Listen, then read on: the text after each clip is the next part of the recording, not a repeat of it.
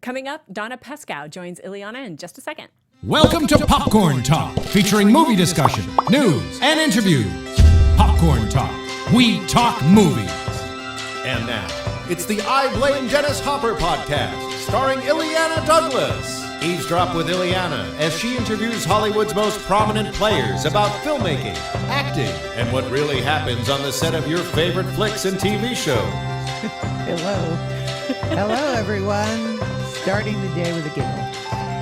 Welcome to the I Blame Dennis Hopper podcast. This is Illeana Douglas. I am here with my lovely co-host, Tamara Berg. Hi, everybody. I'm so excited on the show to have Donna Pescow. Oh, my.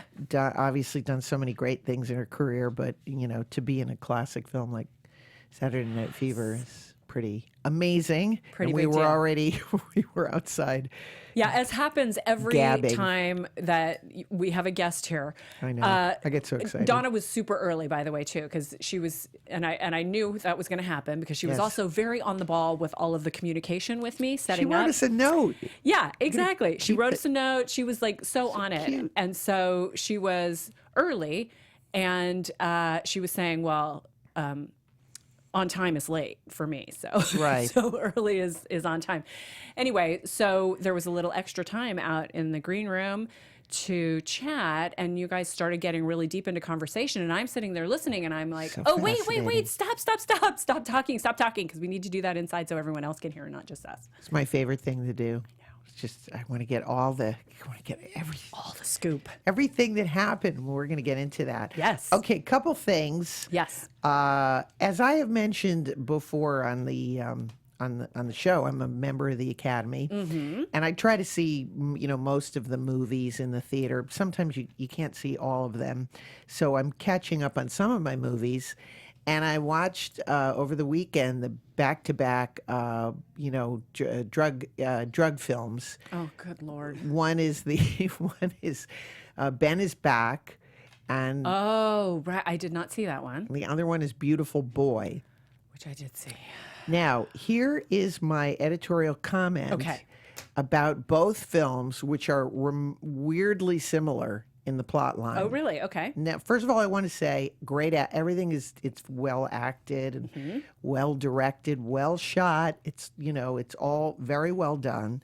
But what was fascinating to me was that the drug addiction was actually told from the point of view of the parents, Yes. not of the drug addict. Right. And in my recollection of seeing, to me, one of the, greatest movies about drug addiction, well, there's two. There's The Man with the Golden Arm, Okay. which is Frank Sinatra, which is unbelievable. And the other movie, and I'm sure there's others, but the one that I saw, I was way too young to see this, but everybody already knows what I'm going to say, because I loved Al Pacino. Everyone's out there screaming, it's Panic at Needle Park. But I loved Al Pacino, and I should not have seen that movie. But again, really? that movie was from the point of view of the drug addict. And especially, Man with the Golden Arm, it's like, and another really very good film about drug addiction, which then affects the whole family, is called Hatful of Rain. So those are interesting ones if people want to watch how these movies used to be done. Of course, Days of Wine and Roses, Right. and then The Lost Weekend is about alcoholism Right. and addiction. So my point is Yes. that I was watching both films and finding myself, not caught up so much in the story, and thinking that it was so interesting to tell the story from, and whether they were conscious of that or not, but literally both films are from the parents' point of view, and then both films end with just horrible statistics about drug addiction. But I wondered, as an audience member, in terms of watching it, if both films never really got into why the person, and I guess we can't ever, you can't ever really say, gee, why did this person, start their drug addiction? However, in the films that I mentioned, it was, Hatful of Rain is just an incredible film. and you understand why the guy becomes a drug addict. Same thing with Frank Sinatra. You kind of understand why he becomes a drug addict, and Days of Wine and Roses and The Lost Weekend. So it's from the addict's point of view. Right. So I'm just curious of other cineasts out there and movie watchers. And sometimes it's fun just to be, edit, your own. I don't know, editorializing on the film, as it were. And I wonder if that's a flaw or not. I'm just saying as an objective viewer, but you saw, which one did you see? I saw Beautiful Boy. And what did you think? Well, I hear what you're saying, and I think it's what kind of movie do you want to make? Who do you want to be your protagonist?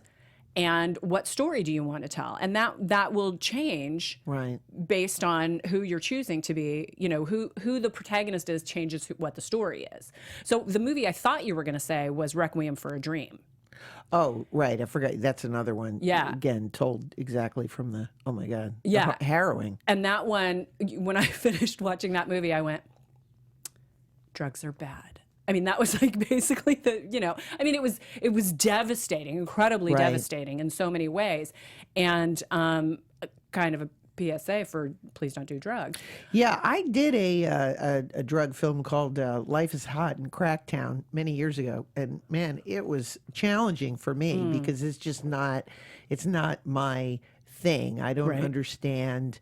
I don't understand, it's not something that I would ever, become involved in. And so therefore I'm slightly fascinated as to how somebody, in both the films, they're depicted as upper class, wealthy kids that get involved in drugs. Right. And so I found myself going, well, where are they getting the money to get all this crystal meth and things like that? Anyway, it was just a very interesting thing. And I wonder if the makers of the movie, I don't read reviews of films. Right. I just like to watch the films. And I like to watch all the films because I always like to see what's going on out there. Yeah. But I have to say that I found myself, when I watch a scene like, and I just interviewed Piper Laurie a few days ago, who did she did the live television version of Days of Wine and Roses. And again, it is, you just need a bath afterwards from watching some of these films. And some of the recent ones, I just wonder,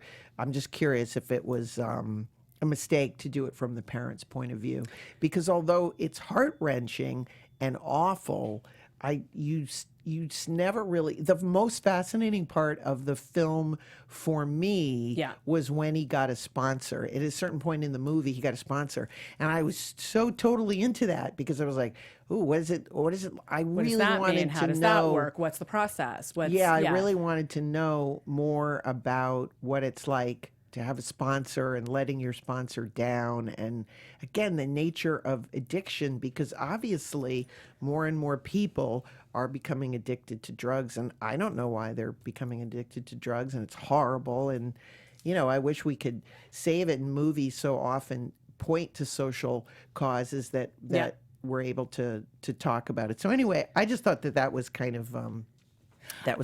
I think it's an interesting discussion point, and I just think it depends on what story do you want to tell, because this was obviously from the standpoint or from the viewpoint of the father who wrote for Rolling Stone, wrote the article, wrote the book, wrote his experience and story. So of course it's going to come from his point of view. Beautiful Boy, I'm talking about. Right, but as I said, what what am I saying? The contrasting, wanting to contrast with the other film was literally the exact same film, which was just so, it was then from Julia Roberts' point of view. And it's the same thing, the frustrate. It literally beat for beat for beat. And everybody who's out there who's seen the movie is going to say that they almost probably canceled each other out because although they were both wonderful, they both told the story point from the parents' point of view. Drugstore Cowboy was another one that I was thinking of. Oh my God, that movie's horrible. But, oh my God. Anyway, not to. And then on a lighter note. Yes. I would love to give an open invitation to someone I haven't seen in many years, the fantastic actor Rupert Everett. And I ran into a neighbor today on my walk who's friends with him, and we were in a film together many years ago called The Next Best Thing, directed by John Schlesinger. Oh, nice. And he was a riot, and I've got pictures with him, and he was such a nice man. And I think this film that he did this year, which is called The Happy Prince, Oh, okay. and which I've recommended to many, many people. It's like literally one of my top 5 movies. I don't know how you can see it, but look for it. He wrote it, and we've talked so much about Star is Born, written and directed, starring Bradley Cooper. The Happy Prince was written and directed and starring Rupert Everett, and he just gives. If you like Oscar Wilde, which I love Oscar Wilde, this is just a beautiful film, beautifully directed, beautifully acted, and very, very interesting, and about love and the beauty, and it's overtly romantic and tragic at the same time. And I love movies like that. I mean, one of my favorite movies is Madame Bovary. So it has that. So if you're looking for like a cozy, sad, movie that's not about drug addiction, my recommend is The And Happy Rupert, Prince. come be on the show. I hope so. We've We'd got love a to have Skype you. with him. He was Yeah. fantastic, and I'll drag out all my Polaroid pictures Maybe he's in I have LA of for him. something. He can be here in real life, too. He can have a You never sleepover know. at my house. I would love it. Alrighty. Okay, on that note, let's go get Donna. On that note, and pardon my voice, I have a little bit of a frog in my throat today. But I am going to talk. Yes, Donna Pescow here of course, she's had a very long and varied career. And she started off Broadway, which led to her breakout role, of course, as Annette in the iconic film Saturday Night Fever. But she has been obviously on television, sitcoms like Angie, Out of This World, Even Stevens, soap operas like All My Children. Of course, then she was on The Sopranos. Who could forget that? New Girl and The Flash. Please welcome my guest, Donna Pescow. Thank you so much for being here today. Oh, I'm so happy to be here. Thank you. It's an honor. Thank you. Mutual. Now, you grew up in reading about you. You grew up in Brooklyn. Mm-hmm. I know that. And your father owned a newsstand. First of all, just out of curiosity, how does one go about owning a newsstand? Well, see, I never thought of that. This is an interesting. He was actually not my dad. He Okay. was my best friend's dad. Okay. But because he was like a surrogate dad, I would call him Dad. Oh, I And see. I signed a picture saying to Dad, that he had up in his newsstand. It was in one of the big buildings in Wall Street, and so 1 million people would go in and out of there. Yes. And for years, people have told me they knew my dad, and they were so. And I loved him like he was my dad, so I Right. would just say yes, he was wonderful, and so. But I don't know how he ended up at that newsstand, other than he did.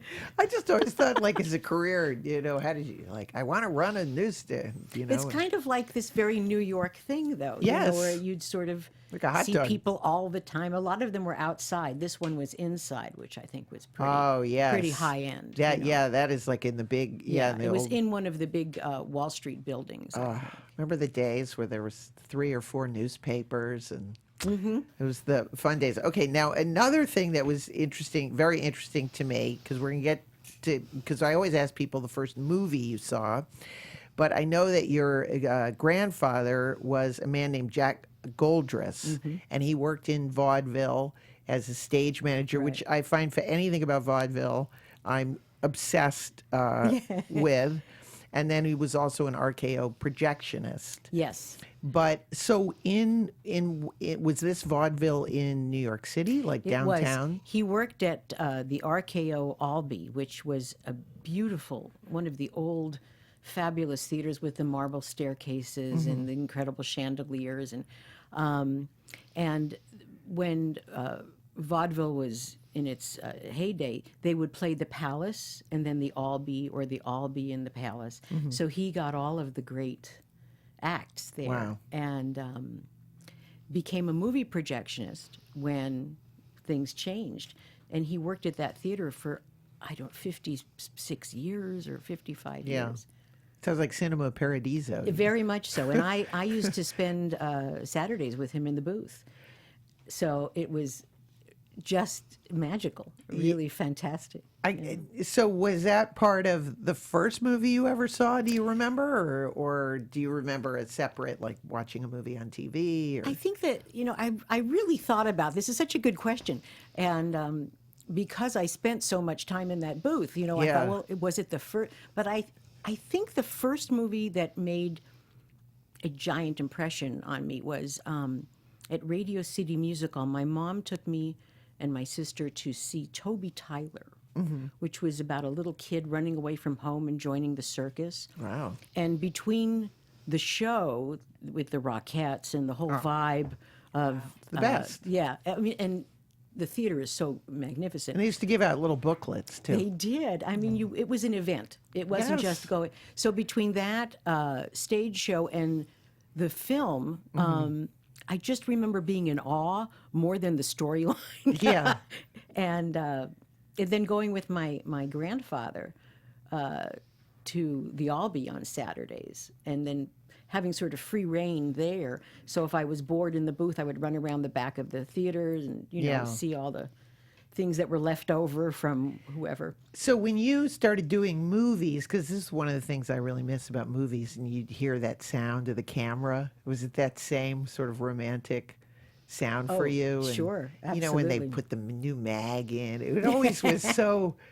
The set, that's what I really miss that. I know with digital, it's not quite the same. But it's the older movie making process is so Right. romantic and so and magical, really. Yeah. And I think it's the same thing when you see a movie studio for the first time. When I first came to California, and I had a meeting at Fox, and the Hello Dolly set was still up, and Oh, my God. and all of the magic that Yes. has. You just walk around, you think you're in a dream. It's Did crazy. you sneak in or anything? Like, did you?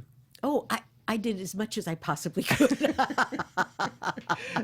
Oh, I just happened to find myself Yeah. near Barbara Oh, Streisand's I'm dressing so room. sorry to bother you. I really didn't mean to be in your film, but here I am. Oh, man. Okay, so then going back, now this is something funny that we have in common, although I didn't do very well there. We both went to the American Academy, although you probably did very well. I only lasted a year. They were not thrilled with me. And then later I went to the neighborhood. As I've depicted in my book, the head of the school took my hand on the last day of school and said, "Goodbye, Illeana." No, really? Oh, True story. wonderful. Her name, she may have even been there because she was rather older. Her name was Harrietta Paterka. I do remember. Oh my God, I know. Yes, I knew it. but May she rest in peace. 'Cause Yeah. she Oh, was- did she? She Oh. got run over by a bus. an actor? And I wrote, I wrote about this. Like again, I mean, I had nothing to do with it, but it said she was run over. Officially. I'm sorry, Harrietta, having a Yeah. laugh at your expense. Well, it was. I actually did that school in 3 years. It's a 2-year school. Yes, but I don't rub it in, Donna. No, I know. The third reason year's- the reason I didn't do it in 2 is because I wasn't quite there yet. So they gave me an extra. It was kind of like going to school on the little bus. But Right. no, it was just I had. I was right out of high school, so I was Yes. trying so hard to absorb it all, and I think I did okay, but not great. So they said, okay, we'll let you. My recollection of the school was that it was, which I had no regrets. Obviously, everything is fun, but it was a potpourri of acting styles. So there was Meisner Technique, there was Stella Adler, there was Uta Hagen. So it was recklessly went, It depended on how the teacher was trained. yes. So there was a teacher there named Max Fisher. Do you remember Max? No, that name doesn't He was ring a bell. he was Reinhardt's Hamlet. Okay. And he, this was his big, and he did Shakespeare and the classics and all, and very serious and very intense man. And I think he had more of a Stanislavski sense Yes. of what was going on, and I think I sort of gravitated more to that. And others were sort of visiting that Yeah. theory, but Yeah, different variations. Yeah, and then when I went to the Playhouse, the Meisner Technique, because I did have one teacher whose name was Janice Powell, and she taught Meisner, and I really gravitated towards that. that's brilliant. It's a brilliant, And that helped me, the most. But the Stanislavski was, I found it to be the hardest actually to do because it kept me out of the scene. But it'd be interesting when we get to Saturday Night Fever. I want to talk about preparation. It's interesting because I had my years with Lee Strasberg before, Yes. which is a whole other kind of dive in with, head first, don't look. I can't even imagine. Just the audience watching you. Yeah, but oddly enough, I remember the first, my first class with Lee, I saw these two people acting and they were just so tortured and upset. And I'm watching and I'm thinking, God, this must be Chekhov or Lorca and I'm hearing Mel and Edna. I'm thinking, Mel and Edna. There's no Mel and Edna in anything I've ever read with Shakespeare or Czech. They were doing Prisoner of Second Avenue. But it was so deep and I thought, why am I here? I didn't get it. but to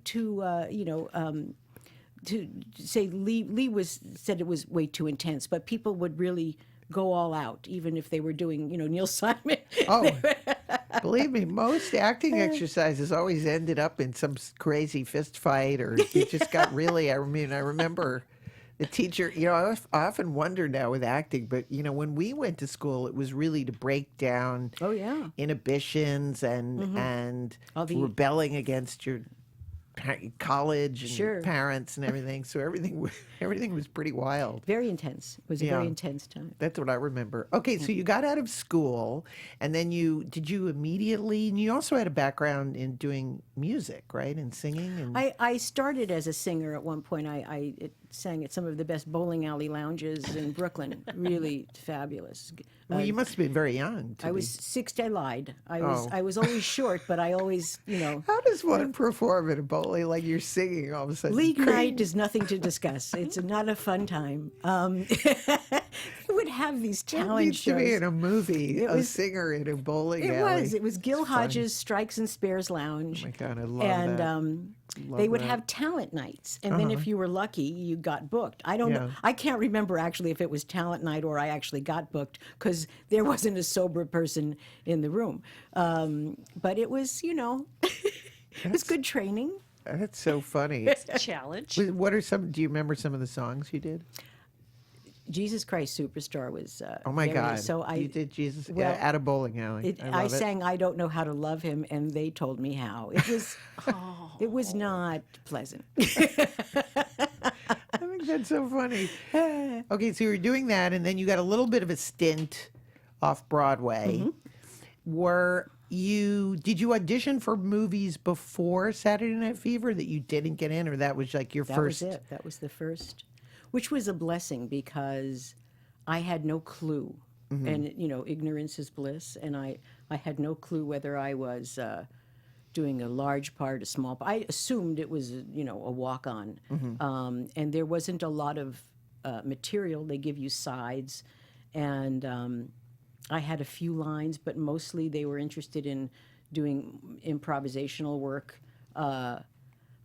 So I really had no idea where this was going or what happened with it. I can imagine that at the time, though. I mean, it must have been everybody wanted to be. Well, first of all, it seems like way back in the day, anything that came to New York, every actor. It's true. Law and Order, there's 30 people outside That's very auditioning from Broadway, That's true. But so when you auditioned, did you audition? Because this is the other interesting thing. Well, a couple of things. But the original director was John Avildsen, right? Right. And so he had done Rocky and then got this film. And I auditioned 3 times for him. And Wow. again, with mostly improvisational work based on the sides and with not a lot of background. But Shirley Rich, who was a casting director at the time and did tons of films, was such an actor's person. She really, and she had said to me, I know you're from Brooklyn, and so just kind of embrace that, but you don't sound like you're from Brooklyn, and I want to bring you back, but you need to, and so but at the Academy, Yeah. they told you would never work if you had Right. a regional accent. So I remember worked that. very hard to get rid of it. And then, of course, just a weekend with my family, it was cute. Came but so I got called back again when John Badham started Yes. on the film. Yeah. And was there any particular reason? I mean, first of all, it's fascinating. John Avildsen doesn't seem right for the film, nor does John Badham, except that it's such a great musical film. It's so interesting. But I think that, and this is part of what we were talking about outside, is that everybody, we all remember the music, but people don't remember the gritty aspects of it. So I'm sure that when you were first auditioning, it seemed like a gritty, much more of gritty, like Last Exit to Brooklyn or something, But in the auditions, what I remember more than anything was just kind of, it was more about being sort of street savvy and understanding peer pressure and kind of what would you do if you liked someone and they didn't like you. And, it was more, they didn't get into the really intense, dark side until I read that script. So it was news to me as well how dark this was going to be ultimately. And were you you were in sort of show business, but were you aware of like clubbing and going over the bridge and the bridge and tunnel and Steve Rebell and this? None of it. You never went to discotheques. We, with the exception of John Travolta, because he was too recognizable, all of us went to that club one Friday night to see what it was like. And I went in there with jeans, and I think I had on a plaid shirt, maybe a jean jacket, and it was like sore thumb. It was alarms going off, don't belong here. It was completely new to me. I had no clue, really, about any of it. Well, and the other thing we were talking about is that it was based on this magazine article from the New Yorker magazine. And had you been aware of the article? I'd been given the article with the script when everything was finalized, and growing up in Brooklyn, I understood that, but Brooklyn is so big, and there's so many different areas in Brooklyn, and you're very sort of territorial with your area. And Right. I'm from Sheepshead Bay, and so it was a little tamer, a little calmer. I think the disco scene was probably happening, but I didn't really know about it. Yeah. And I had moved away kind of by then, so I wasn't really into what was going on in the Brooklyn music scene so much. Did they have was there like a table read, with everybody? Because the other you mentioned the casting person, Shirley Rich, who, the casting is just impeccable. There's no one else, as you watch the film, I'm thinking of like Barry Miller. There's nobody else you want to see in that part. But Barry Miller. So, but you sort of hung out, you said a little bit. John Badham, who's a great actress director. I think we had, I'm going to say, a week or two of pre-production rehearsal, and that's what he wanted. He wanted us all to get to know each other and sort of start to feel like somewhat of a gang. Yeah. And I remember at some point during, we would do scenes and all, and then we all went to lunch, and he said, stay in character, and so we went to some pizza joint somewhere, and they were so mean to me. They ignored me. They all ordered their pizza, sat down, left me standing there, and then finally someone pulled a chair up for me. But it was great prep, Yeah. Well, did you have, how did you, I know in reading about it, you said a lot of the clothes were sort of bought off the rack. Your clothes are fit, and your hair. Your hair is just, in the movie, is just another incredible. It had its own zip code. It was kind of, but the makeup, too. all Everything of it, about it it was is so perfect. authentic. And Yeah. again, everyone connected to this film did so much research and so much homework. And the clothing, again, this budget was very small, by the way. So I think they had $1 million or $1.2 million for everything. And they were putting aluminum foil on the walls of 2001 to make it look a little more Yeah. exciting. And I think they put the floor in, but other than that, it was pretty much what The was lighting. there. But the clothes were pretty much bought in the neighborhood if possible and off the rack, and with Yeah. I think obviously John's white suit was very specific, and Yeah. they wanted to get. I don't think it would cost a lot of money, but they certainly knew what they wanted. Now it's worth a lot. Yeah. So no, it was very authentic. Everything they went for. And I wanted to talk about Lester Wilson, who is the choreographer of the film, and also Denny Terrio did some. Did he work? Denny worked with John prior to the film. I see. Yeah. I see. So mainly it is Lester Wilson. Yeah. And what was that experience like? Had you done dancing before? I had danced in musicals. I never considered myself a dancer. I always said I can dance if need be, kind Right. of. But this was a style I had nothing. Disco is not easy. No, but I also didn't know sort of what that all was, and it's kind of a combination of so many other things. I mean, you can people throwing over like the Lindy or the whatever Right. you can kind of sort of put together. But Lester had this amazing talent to find out what your strength was and what worked for you, and made you look good. And of course, John can do anything. I mean, the man defies gravity. He can Yeah, dance he's like pretty he's just unbelievable. extraordinary. So with that, I have a strong dance partner, which is half of it right there. So, and Lester knew what I did well and really worked on what I did well and sort of worked within that as where the dance would live. And the dance we actually did was a bit longer than what's on film because of time. We did the entire Disco Inferno, which is I don't know, 3 hours long. It's a very long. It's a very long. Song. Did you dance to the Bee Gees music? Did you have the music then? No. Oh my God, you're No, kidding. No, I think we Wow. had. I wish I could. So you must remember. have died when you saw the original movie. You must have just flipped out. Well, we had it for.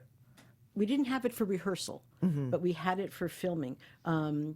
But the film was shot backwards, so all the dance was done at the end. Oh, so people interesting. had more time Okay. with it, and the music could be written. I see. I think there was more to it than Right. But we heard Night Fever maybe a day or two or so before we danced to Night Fever. We were using something Yeah. that was like that in rehearsal. Yeah. God. And So- what the first time you heard Night Fever? What did Oh, you? it was unbelievable. Yeah. And you said when we were talking outside, you said this film it connects with everybody because it connects to a certain part of their life or their childhood or. Yeah. And with me too. I remember. I think it was the first double album I ever bought. Really? Yeah. I think And it was- could have been the first R-rated film, because at that time they were just starting to really rate films on that level, and I think they wanted to make this an X-rated movie because of the amount of profanity in it and some of the nudity. Obviously, the content was a little raw, and I think there was a tremendous scene between Robert Stigwood and Paramount, and to really beg to get it an R rating. So there was that too. People remember it was their first R-rated film they went to see, and Yes. that Oh, was very. interesting. And they were too young really to get in, and who brought them, and all of that. So Well, the thing that's always shocking is, as I said, I saw it about 9 months ago, and it was so upsetting and disturbing. And when we were kids, we'd see it. Oh, the music's great, but I was like, this is harrowing. This is, It is. I mean, it's really, again, some of the depictions of the tribalism and the machismo and men and women are really it's disturbing, but again, I'm guessing, I don't know, is that when you were shooting this you were just shooting it, you were just thinking, well, I think you realize how hard the content is, and how you're going to places that hopefully most people don't have to, but there was a sense that was the reality of the time, and I think especially for these young girls, which just, breaks your heart. But Right. at the time, I don't think these young girls knew that they had choices.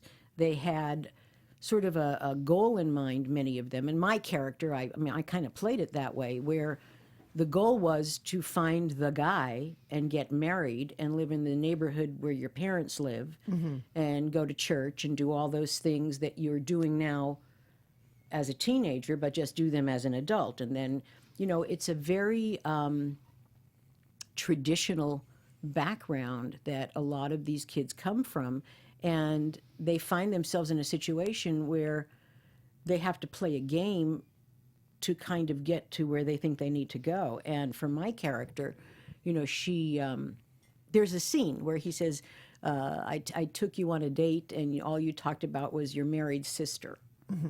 And there was a real key to that character right there, because that's what she wanted. Yeah. She wanted to be married and have kids and live in the neighborhood. No major career goals or any of that kind of thing. Right. And Joe, it also seems like, that by just being an obedient doormat, eventually he'll realize that she's perfect for him. Exactly. Which is such when you watch it with this, but again, I grew up by having relatives in Queens, and this was not far off. No. From what I grew up with, and this was like, again, the 1980s, traditional, men went out and they were in construction, and women, It was a blue collar yeah. existence where there were, and I think in the neighborhood I grew up in as well, there were generations of the same family living in the neighborhood. So it wasn't Tribal. just your mom and dad. Exactly. So I think this was an extension of all of that. You marry a guy from the neighborhood, or you know his family. So Right. it was that kind of thing. And going to college is sort of suspicious. Yeah, exactly. That's It's very true. you get a good job in construction, But there's a line that I'm always, referencing where there's this scene in the paint store with John where the owner says to him, "Look, so and so's been with me 16 years, so and so 25 years. How can you leave?" And and you just say, "Oh my!" And you can see it on his face in that scene, going, "Oh, do I really want to do this for 25 years?" Yeah. But. And the dancing, again, that's why it's fun to look at it in modern ways. The dancing represented the only escape out of the neighborhood. Yeah. Because if you couldn't afford to go to college, you had this, this outlet. It was your 15 minutes also. That was if Right. you wanted to go someplace and shine, and you wanted to go someplace and not be ordinary. That was the thing to do. Yeah. If you could dance and you could gather a crowd and people would applaud what you do, then that was John's character. He was Yes. the star of the neighborhood on Fridays and Saturday nights. But then Monday you had to go back to the paint store. So, So I was also reading that when you shot, there were so many people around shooting. I love this about New York. That happened a little bit. I did this movie Goodfellas, and it was a little bit. that little film Goodfellas, yeah. A few people saw that, I think. There was you'd open the door and there'd be like hundreds of people holding up grinders for Robert De Niro. Hey, and that's one of the fun things about shooting in New York. But you had that same experience, and you had to hand out fake call sheets. Oh, Oh it my was God! crazy. Do you have any? Do you keep things? Are you a keeper? I do, and I good. probably have some of that. But Love stuff. they started to, really try and deal with the crowd at one point, and then the crowd got mad. I was sitting in the trailer at one point with John and another actor, and waiting to go, and all of a sudden it started to rock, and the crowd outside was angry that we hadn't come out, or they were, and started to rock the trailer. And I think they had enough money for like 2 security people, Yeah. So everybody that was on the crew started going, please don't do that, because you'll kill the actors, really. If this, And that would be bad. Then Yeah, you'll never see this movie. Yeah, we'll come out, we promise, but don't kill the actors first, so. So did you have a sense? I'm imagining you did, even though you said it was a low budget movie and it was outside the mainstream, but I'm sure that you had a sense that you were part of something cool. I certainly felt that on Goodfellas. I think everybody knew this was something special. Yeah. I don't think anybody predicted that it would become this. Phenomenon. Yeah, but I think everyone knew that it was something really unique and really wonderful because, the work was so good and everybody was so committed. Yes. And there was such a sense of making it as best as it could possibly be. There was nothing going on other than this tremendous love for the project. So, when you have that environment, it's I can't handle my everybody does, their best and then some. So that was Right. the vibe always. Yes, the music and the dancing scenes are balanced with the harrowing, scenes, and again the social aspects of it. And so, a couple of the scenes, of course, they're very, very difficult. I mean, they're very, very challenging to watch. Is of course one of this scene with you with the guys, and it just must have been very challenging to shoot. I mean, when we watch it in a modern context, it's like you can't even imagine. It was. This is where all that acting training that we Right. talked about earlier, comes to play because, for me, if I look at it and say, okay, Donna, this is what you have to do, I go Right. into a panic. If I go back to acting class and I say, okay, immerse yourself in the character, immerse yourself into what the character's thinking, and, break it down that way. And that was my lifeline, was to just hang on like crazy to the acting part of it. Yes. Yeah. It's almost like you have an out-of-body experience. I find it harder when I'm watching the movie later on. When you're doing it, you're in the act of performing, but it's later on, like when you're back at the hotel room or whatever, that I find, for me anyway, all that emotion. I completely understand that. You fall apart later. Yeah. But you hold it together. Yeah.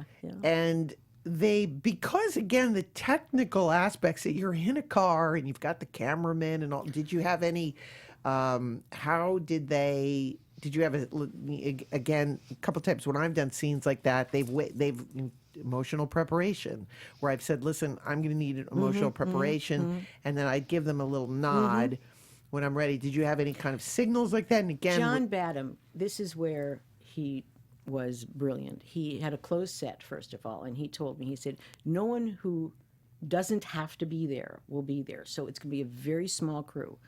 And of course, you're in I don't know if they had a garage or some warehouse, and it's just the back of the car. It's not, it's like two pieces. And so, the camera's right here, and you're there. And the actors I was working with were as sensitive to what was going on and so sweet and dear, and if you need me to stop, or and we kind of walked through what was going to be going on and all, and it was really handled with so much sensitivity and such care about it being, as I said, as comfortable as possible.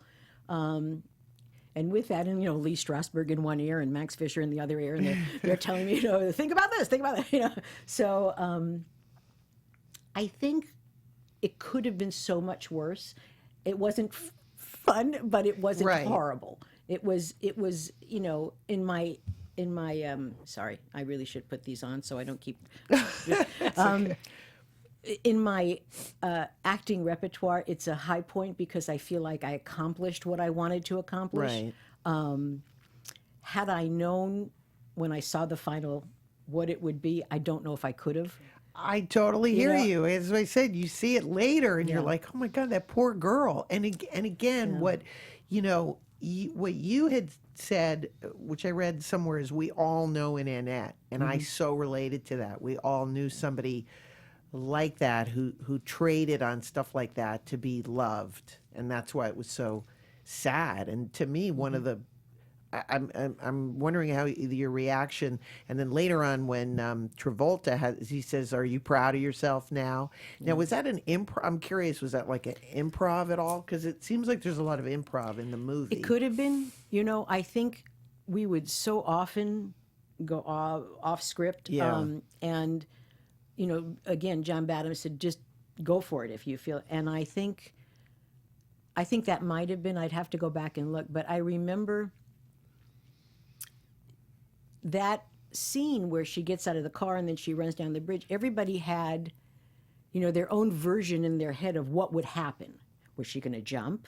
Yeah. Was she going to collapse? Was he going to, nobody really wanted to have an end point to it, because I think that's why it worked so well, is that, again, he said, well, don't tell them what you think you're going to do, or don't really get too far into this. Just go with it. Yeah. And when I ran out, I knew John was going to run after me, but I didn't quite know he was going to catch me, or, I wasn't sure exactly where a lot of it was going to go. You also had a discussion with John Badham about whether or not, which I thought was fascinating, which I never even thought of whether or not she was a virgin before this night, which made it even more disturbing. This is so funny. This is the Virgin Chronicles. There's a scene prior to this where she's in the back seat. This is an interesting interview. She's in the back seat with John, and in my head, nothing went that far because she didn't have protection. Right. So they stop. So in my head, I played it that it never. They never consummated their moment together. In John Badham's head, they did. Okay. And I said no, because the next scene, when she's in the back seat with the rest of the company, it won't play the same. Right. Whether it is in his mind or my mind, I don't know if we'll ever agree on it. Yeah. But, I felt that it had to be that she didn't go that far with the man she loved, and now she's going that far with these two, which I don't know if she was even aware that was going to be the outcome of it. Yeah. So. And it really is depicted. I mean, I always really feel as if you really love him, you know? I mean, it really comes across. Yeah, in her, however, 19-year-old, that's what love was. That's, and she was saving herself for him and all of that. And, and for me also, I played, again, the neighborhood was primarily Italian Catholic. And so there was that. And if you come from an Italian Catholic family and you adhere to what all of that is, you don't do anything till your wedding night. Right. Even if, it's kind of cool in pop culture or whatever that, that they have their nights out dancing and then they go into the cars. I felt Annette was a little more traditional, or I wanted to play her that way. So Yes. the ending was stronger for me to play, having not only, let herself down, but let her family down and God down and whatever else. A couple of the great character actors, Julie Bavasso is in the film. And it's just so much fun to see Julie Bavasso. She was an acting teacher, wasn't she? Or She might have been. Or like a private teacher or She something? might have. I just, everything She's fantastic. Just everything she's ever done has been flawless. Was there any downtime on the set where you sat around and chatted? Sure, I mean, because Travolta was he on a hiatus from Welcome Back, Kotter? Yeah. So that must have been surreal, too. Well, because all these fans adored him from Welcome Back, Kotter, and so... You see the contrast. It's so crazy, It's like, right? today you go, that's crazy. Yeah, it was. To be doing such a dark film and not really thinking anything about it. And the other thing that's shocking, too, is just as an aside, when you see the movie and it's like it opens and he's in his underwear and the Al Pacino, but it's just it just calls back to so many things. And I don't know a male movie star today that would be as brave and vulnerable in a performance as he is. He it's such a great Totally film. gave himself to that character. Yes.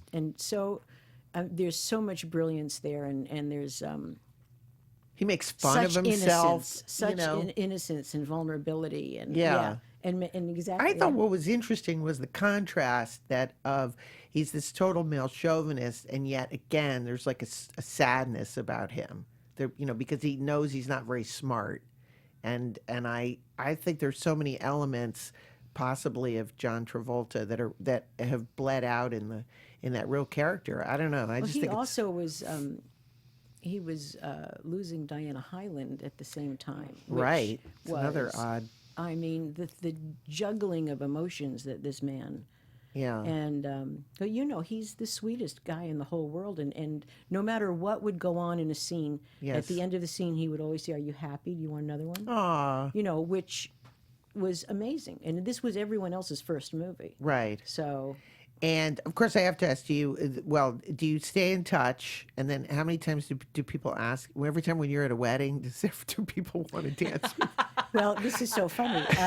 Do they want to disco with you? Well, not so much now because most of them are in walkers, but Oh. but yes, I used to. But oddly enough, John and I were just at a wedding for his brother's daughter's marriage, and John said, "Come on, let's dance." And I was terrified. I said, "I don't know how to do this anymore," and I knew he would. So Oh, that's great. How did it go? it was surreal. It was very strange. It was okay, but fun. But I was really nervous. I want to see that course. reunion. I know, right? Dancing with the Stars. All right, we've spent so much time on that movie, but of course, it's such an amazing film. And I didn't even get to the scenes on the Verrazano Bridge are so upsetting.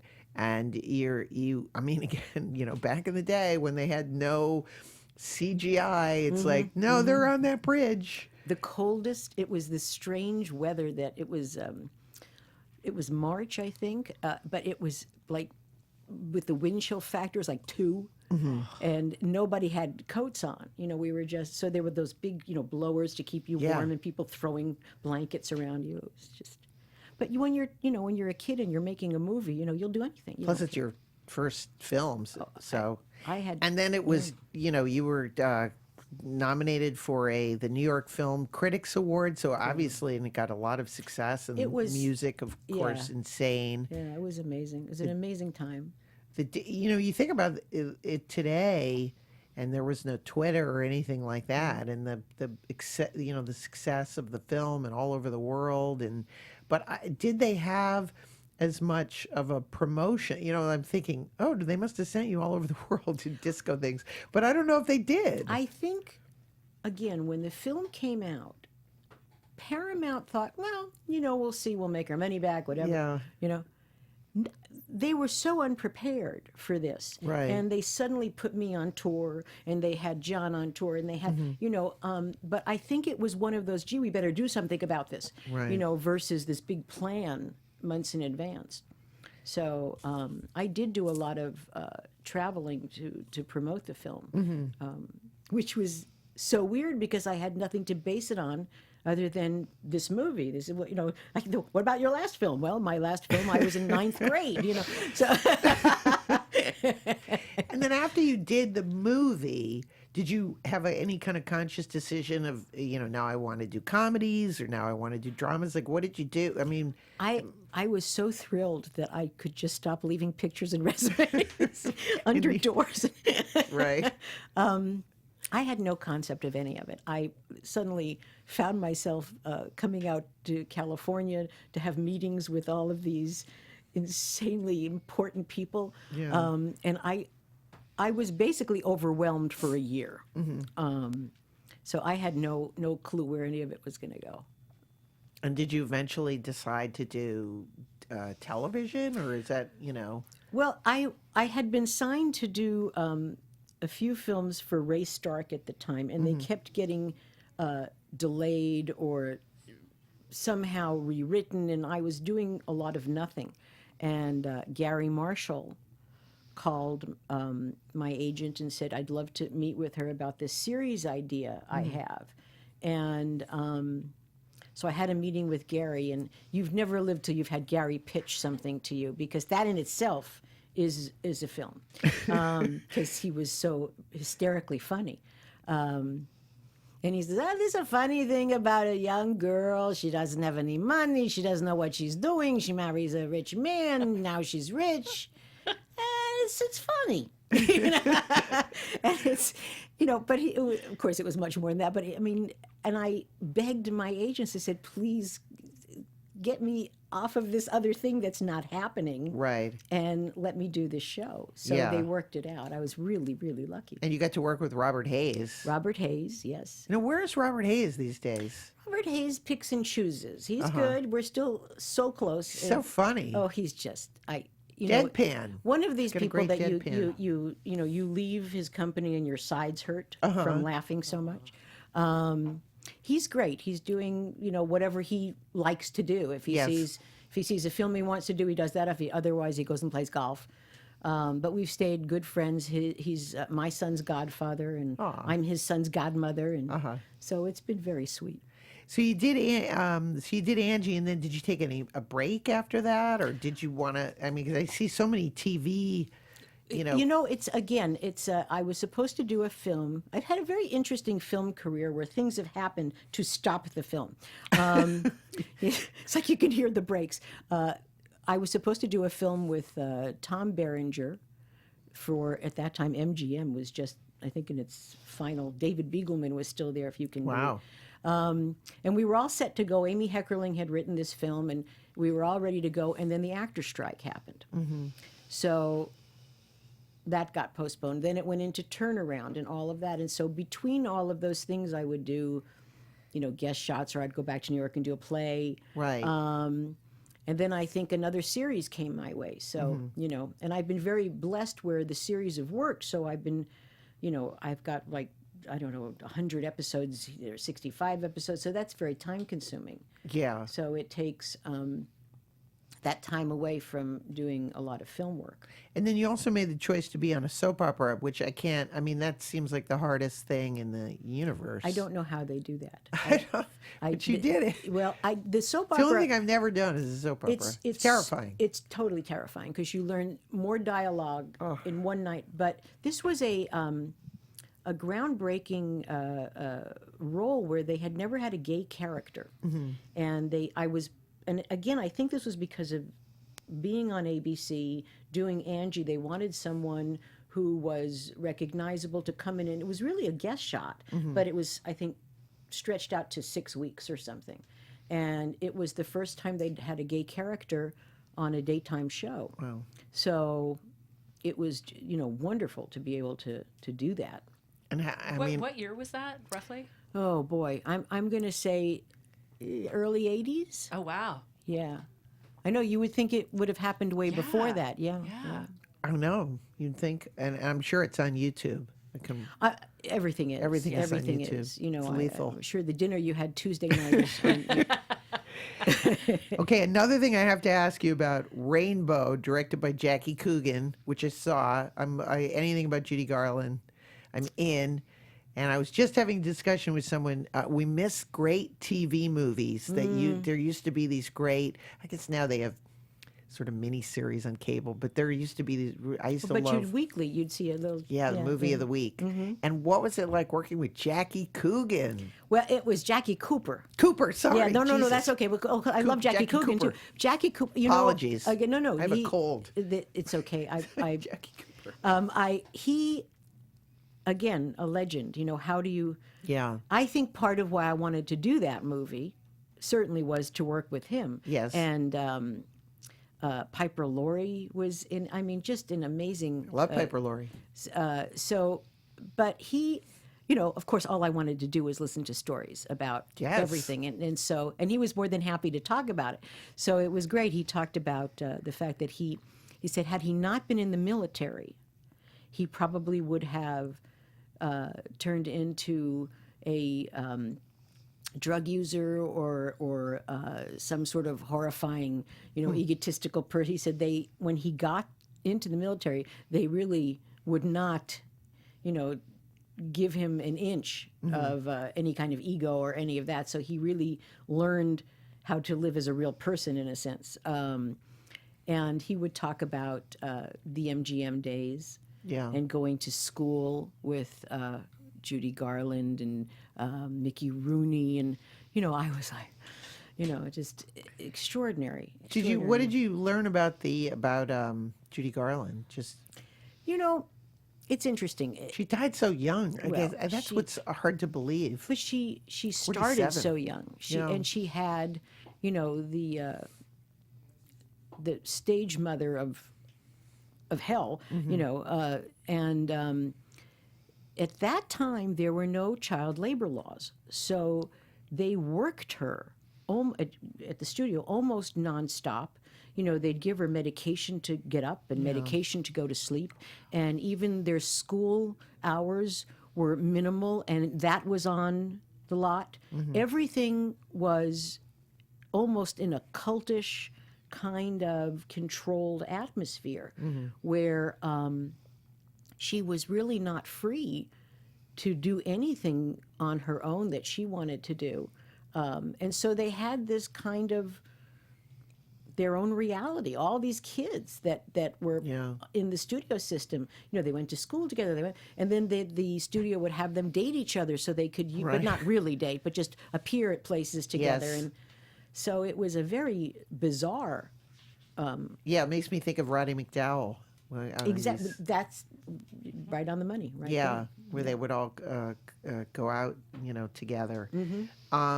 And then Sopranos, that was another great. Did that come out of the blue? Because you were so perfect for the Sopranos. It did, and I thought, oh God, the show is ending, and I'm not on the show. For 10 seasons or however long, I was drooling to get on this show. And then finally, I got a call, and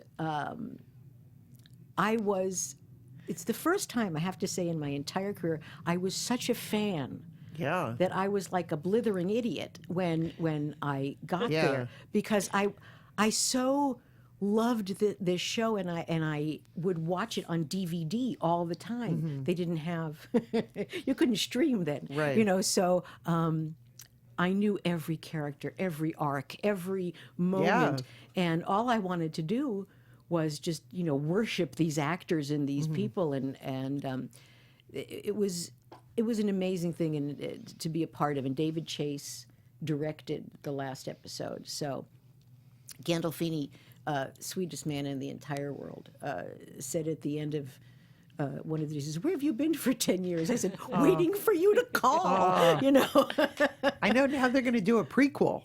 Yes, that should be really interesting. With his son. Isn't that amazing?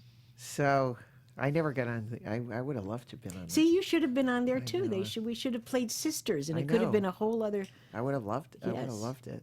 Lorraine Bracco was on.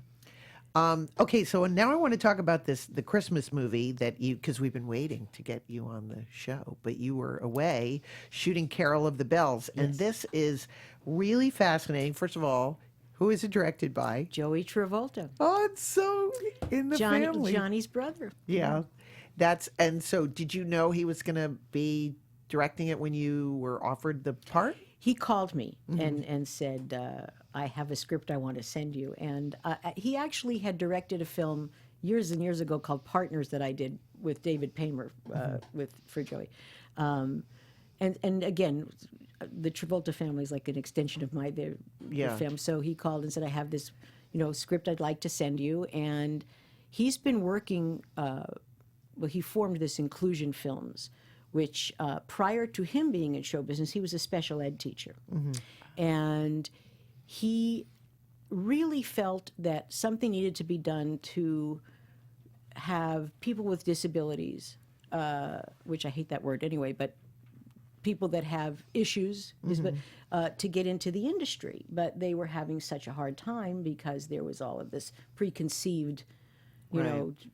So anyway, he started Inclusion Films, and he does these workshops. He's been doing it for, I'm going to say, 10, 15 years with people that have disabilities, various ages, to teach them what it's like to work behind the camera. And they're fabulous. They're wonderful. They're just slightly different than someone else you might hire, but then they're not when you get to know them. Right. So he started this, and it's been growing and growing and growing for all of these years, and they are now starting to make some leeway into getting people that are in their programs into the industry. In fact, John's last film had, I don't know, 6 or 12 people from inclusion come and work on the film. They work under the heads of the departments. They're not overwhelmed, but they're doing work. They know how to do it because they've been trained to do it, and they're fabulous. And this film broke new ground. They have 70 people from inclusion working in the crew. And again, all of the heads of the department are professionals, all of the actors, but these people are making this movie happen, and they're doing it brilliantly. And so that's very exciting. Wow, that's exciting. Yeah. And there's going to be a premiere, right, in Bentonville, Arkansas? Yes, that's Gina Davis runs that festival.